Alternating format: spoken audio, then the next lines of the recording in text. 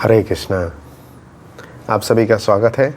आज हम प्रथम अध्याय के तीसरे श्लोक पे चर्चा करेंगे। आप सब लोग स्क्रीन पे देख कर ये श्लोक दोहराने का प्रयास करिए। पश्यतां पाण्डुपुत्राणाम् आचार्य महतीं च मूं व्यूढं द्रौपदपुत्रेण तव शिष्येन धीमता।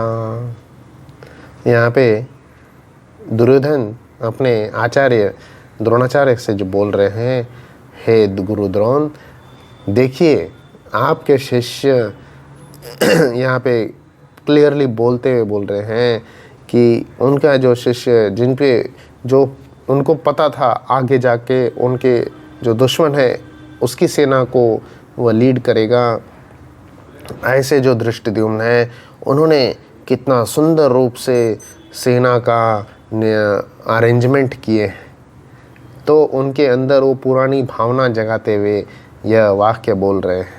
ओ my teacher, behold the great army of the sons of Pandu, how expertly they have arranged by your intelligent disciple the son of Drupad पुत्रेण।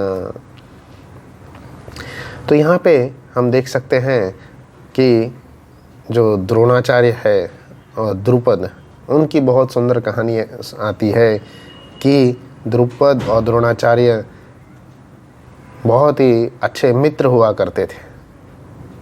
पर जब एक समय आया, दोनों की परिस्थिति खराब हो गई, द्रुपद राजा बन गए, द्रोणाचार्य उतना जो है अर्थ जो है उतना नहीं जमा पाए, उनकी स्थिति गंभीर थी। तब द्रोणाचार्य जाते हैं द्रुपद के पास, वो बोलते हैं कि हमने बचपन में वादा किए थे कि आप मुझे आधा राज्य देंगे, हाँ आप दोस्ती निभाइए। तो द्रुपद बोलते हैं नहीं नहीं, मैं नहीं दूंगा, और इस अपमान को बहुत बुरी तरह अपमानित करते हैं। इस अपमान को याद रखते हुए गुरु द्रोण कई सालों के बाद में जब अपने उनके तो पुत्र थे, बट उन्होंने शिक्षा के ज़रिए पांडवों को और कुरुवंशियों को, कौरवों को जो शिक्षा दिए थे, उसके ज़रिए गुरु दक्षिणा के रूप में वह यह मांगे थे उनसे कि जाओ और द्रुपद को हरा के आओ। तो कौरव लोग तो द्रुपद को हरा नहीं पाए। द्रुपद बहुत शक्तिशाली राजा था। पांडवों ने द्रुपद राजा को हरा दिए, और अर्जुन जब इनको लेकर के आए थे तो बहुत खुश होते हुए द्रुपद से आधा राज्य मांग लिए थे और अपनी बदला पूरा किए थे। पर द्रुपद ने उसका और बहुत ज़्यादा अपमानित समझा खुद को, और द्रुपद जा कर के यज्ञ करता है और ऐसे पुत्र का जन्म प्राप्त करता है जो कि द्रोणाचार्य को हराएगा। तो धृष्टद्युम्न का जन्म सिर्फ और सिर्फ एक ही मकसद से हुआ था कि द्रोणाचार्य को हराना, उसको मारना। और द्रुपद राजा अर्जुन से बहुत प्रभावित हुए थे, तो एक पुत्री का भी वो आह्वान करते हैं यज्ञ से, जो कि अर्जुन से विवाह करेगी। तो इसलिए द्रौपदी का वहाँ पे आह्वान हुआ था।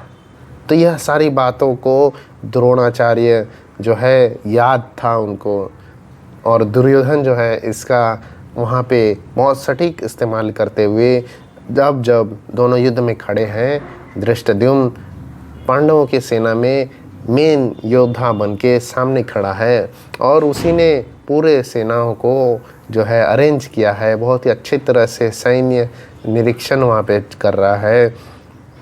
तब दुर्योधन जो है गुरु द्रोण को पिछली दुश्मनी याद दिलाते हुए उनको उकसाना चाह रहे हैं। इसलिए यहाँ पे कहा है, द्रोणाचार्य को दुर्योधन कह रहे हैं, पश्यताम पांडुपुत्राणाम, हे गुरु द्रोण, पांडवों के पुत्रों को देखिए, और किस तरह से आपके जो मित्र थे उसके पुत्र ने कितने सुंदर रूप से इसको यहाँ पे अरेंज किए। तो आपको अपना बदला लेना चाहिए। यह बदले की भावना को जो है वह बहुत सुंदर रूप से जगा रहे हैं। तो एक राजा होने के नाते अपने सेना के मुख्य नेता जो है द्रोणाचार्य को जा कर के वह उनसे बातचीत कर रहे हैं, उनके गुस्से को जगा रहे हैं, ताकि वह बहुत अच्छी तरह से युद्ध कर सके और उनको जिता सके और अपने पिछली दुश्मनी को भी पूरा कर सके। तो यहाँ पे भी हम देख सकते हैं कि 3 मुख्य चीज़ों का जो है दुर्योधन बताना चाहते हैं। सबसे पहला, द्रोणाचार्य को अपनी पिछली जो दुश्मनी है वह याद दिला रहे हैं।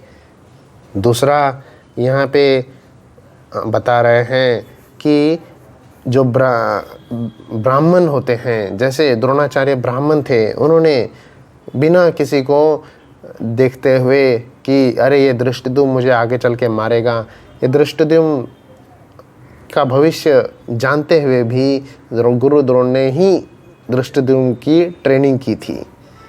तो उनको याद दिला रहे कि आप इतने महान थे कि इस धृष्टद्युम्न को भी आपने ही ट्रेन किए।